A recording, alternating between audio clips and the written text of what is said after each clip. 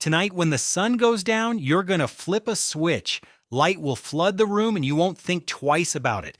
But the real answer to what happens after dark is far stranger than you think. For almost all of human history, night was not empty time. It was not just the hours you waited through until morning. It was a second life, a hidden shift your ancestors lived through every single day. And somewhere along the way, you lost access to it completely. Picture a fire, not a campfire in a movie. A real one, crackling low, surrounded by bodies wrapped in animal skins. No street lights, no phone glow, just orange light flickering against cave walls or the sides of a hut. This was the only light source your ancestors had for hundreds of thousands of years, and it changed everything about how they slept, how they talked, and even how they thought. Here's the part that breaks the modern assumption. You've probably been told that 8 hours of unbroken sleep is the biological norm, that anything else is a disorder. But historian Roger Kirsch spent over a decade combing through diaries, court records, and medical texts from before the industrial age. What he found didn't match the 8-hour myth at all. He found something called segmented sleep. People slept in two distinct blocks. A first sleep starting shortly after dusk, then a period of waking in the middle of the night lasting 1 to 2 hours, then a second sleep carrying through until dawn. That waking period wasn't insomnia, it wasn't a problem to fix, it was expected. People used it to pray, to talk quietly with a partner, to tend a fire. Some visited neighbors, some simply lay in the dark, thinking. There was even a name for it, the watch. A dedicated period of human consciousness that modern life has completely erased. Why did it disappear? Light, cheap, artificial, always-on light. Once gas lamps and then electric bulbs entered homes, the boundary between day and night collapsed. Sleep got pushed later. The watch got squeezed out. Eventually, entire generations grew up never knowing their bodies were built for 2 sleeps, not 1. But segmented sleep is only half the story.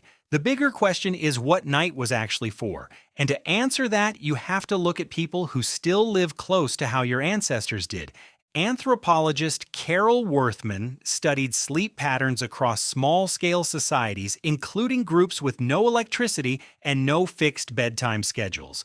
What she documented wasn't chaos. It was a completely different relationship with darkness. Sleep wasn't a solitary act performed in a sealed bedroom. It was communal, multiple people, multiple ages, sleeping in the same space, waking and shifting throughout the night in a loose, flexible rhythm. Night wasn't private. It was shared, and that mattered for survival.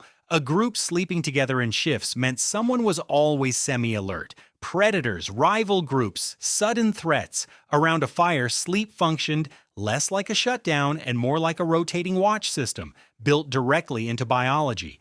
Now here's the twist that changes how you think about your own tiredness.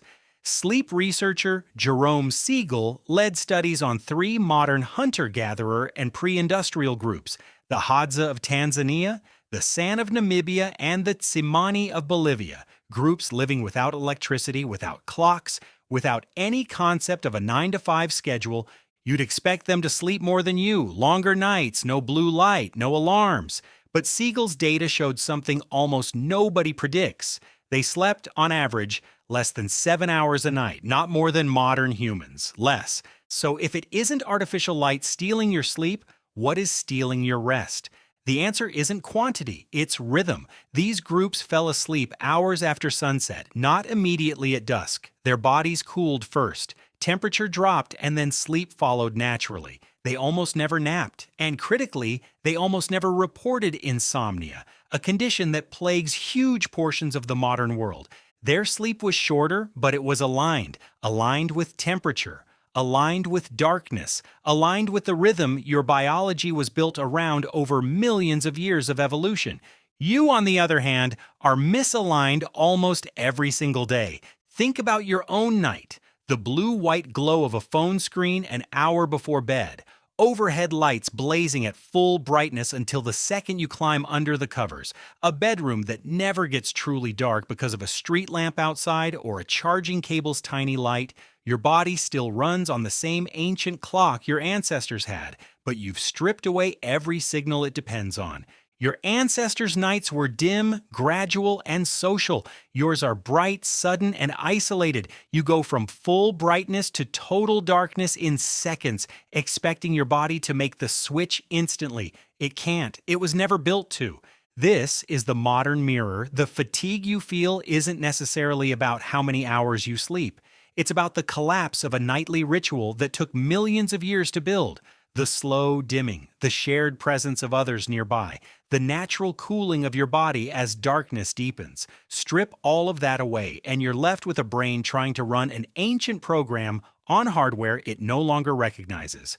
There's a strange comfort in that too, though.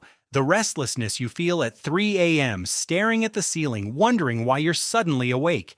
That might not be a malfunction at all. It might be the last flicker of the watch, a hardwired human habit trying to surface through centuries of electric light. Your ancestors would have gotten up, maybe stirred the fire, maybe talked to someone lying beside them. You reach for your phone instead, and the moment gets swallowed by a screen instead of a conversation. Night was never empty for the people who came before you. It was scheduled without a schedule, shared without a plan, a biological rhythm built through hundreds of thousands of years of fires, watches, and shifting bodies in the dark. So tonight, when you flip that switch and the room floods with light, know that you're overriding something ancient, something that once ran on darkness, temperature, and the presence of other people breathing quietly nearby. Your ancestors didn't need 8 straight hours to survive the night. They needed rhythm. And somewhere between the fire and the light switch, that rhythm is what you lost.